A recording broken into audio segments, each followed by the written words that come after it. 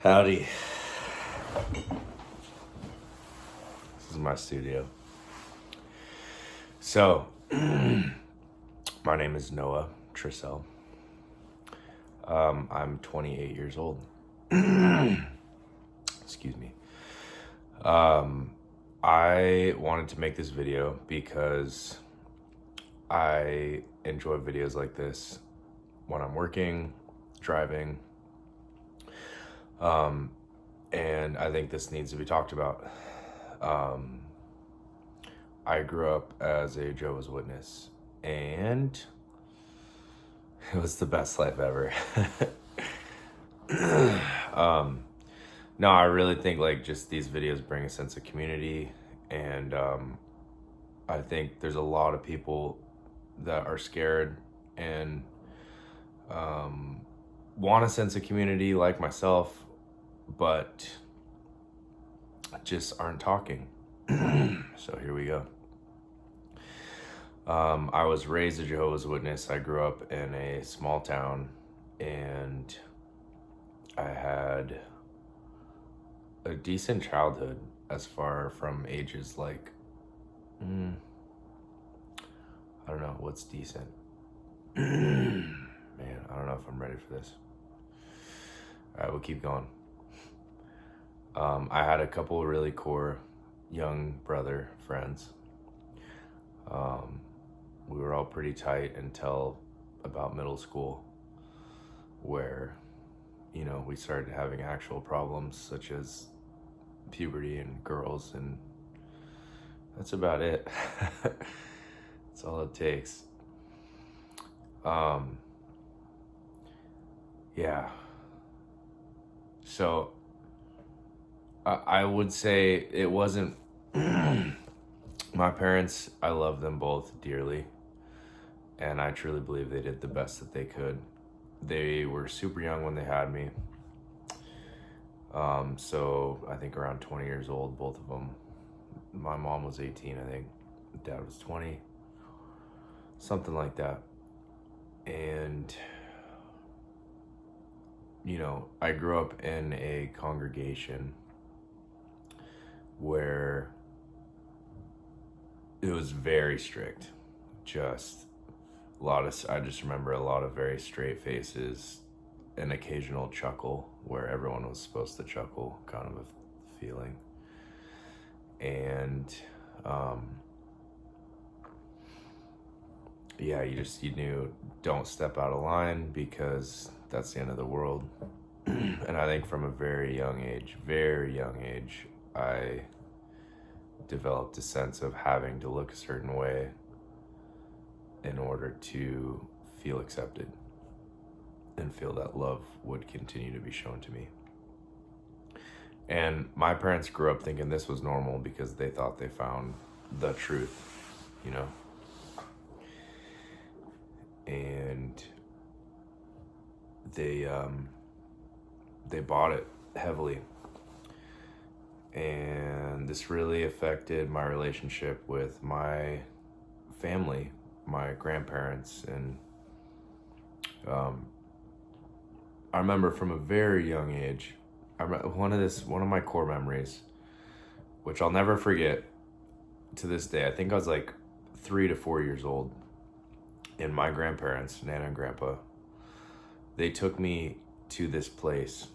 It was a party that they weren't supposed to take me to, and they did Aikido, which is a martial art, and I don't know if they asked my parents or what, but they took me to this party, and all I can remember was like dancing my face off. I just remember being just in my like I was like, this is the best thing ever, because I remember just dancing and running around and I remember looking up at people that were just dancing and, you know, just letting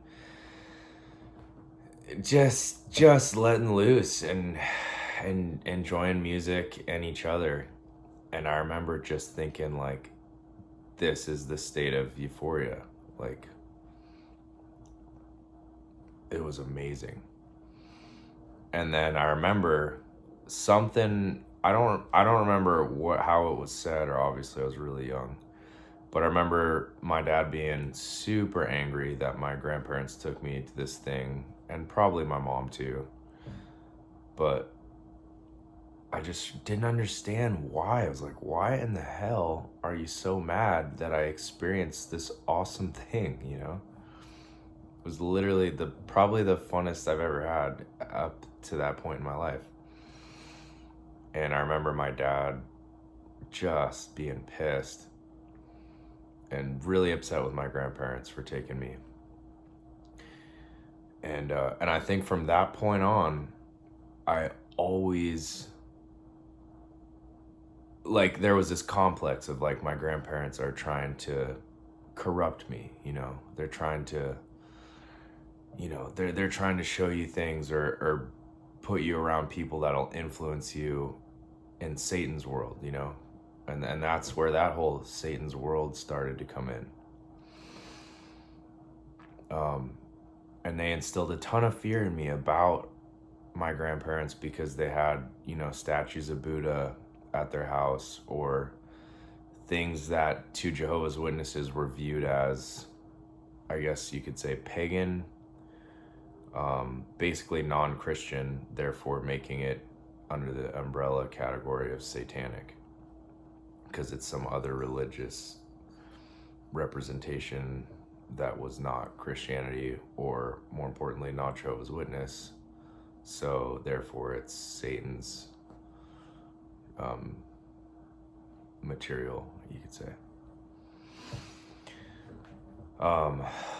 So yeah, that was the beginning of really getting a solid taste in my mouth, a bitter taste of Nana and Grandpa and everyone else out there is a potential threat. They are dangerous. They're a threat to your relationship with God. And, you know, you got to live with that as a freaking 3-year-old, or however. It was 3 to 6 years old. I don't think I was in school at the time. So I feel I was not in school. So I had to be below 5. But anyways, yeah, so that was the beginning of me having this us against them complex, I think, of, you know, out there is bad and I'm safe in my room and with my parents and with the brothers and sisters at the Kingdom Hall. That was the start of that whole avalanche. And man, did it grow strong. And now, and current to this day, my grandpa and Nana, oh, what a gift. What a gift. My Nana was the first person that showed me what unconditional love is, because she went through so many things. And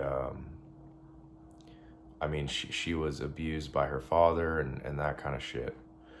And she did the work on herself. And she grew through that and was one of the most empathetic, loving humans I've ever known. And she was my grandma, you know? So I don't remember, like, the only thing I remember about my grandparents, the biggest thing was the feeling that I had when I was around them. I felt loved. I felt not judged. I felt the ability to just be me. And that was a gift that I'm still understanding the value of to this day. I mean, I understand it, but I think it'll continue to grow as far as like my awareness of how precious that gift was. And yeah. So yeah, I'm really grateful. And she died about 8 years ago now. And I woke up from the religion, I would say 4 years ago. I started to wake up, which is a whole story. And Yeah, story for another time, I guess. But yeah, that I just wanted to get out my first memories, I guess, of my childhood, but specifically being raised as a Jehovah's Witness. I think I was like two or three when my parents got baptized and really were all in, you know? So, yeah, I'll just stop there for now.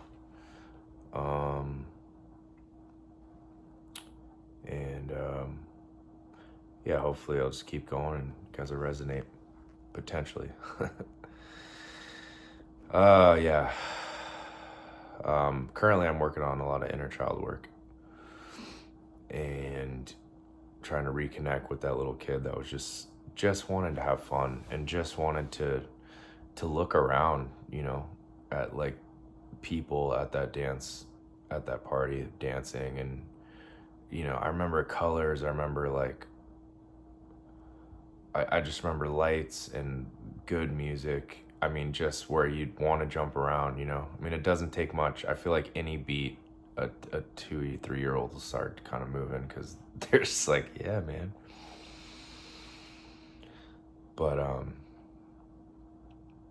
yeah. Right on.